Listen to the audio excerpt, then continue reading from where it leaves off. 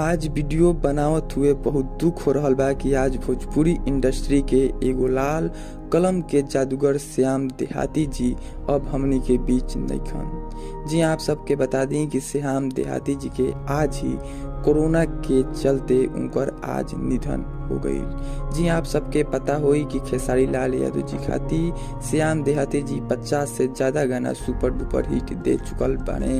वहीं पे पवन सिंह जी के साथ भी लोकगीत से लेके देवी गीत दे चुकल बाने श्याम देहाती जी, और आज उनकर हॉस्पिटल में निधन हो गई।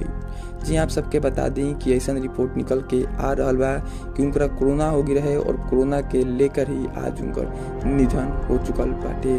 वहीं बता दी कि खेसारी लाल यादव जी के पूरा टीम पूरा कोशिश कैलस श्याम देहाती जी के बचावे खातिर, लेकिन श्याम देहाती जी आपन दम तोड़ देने।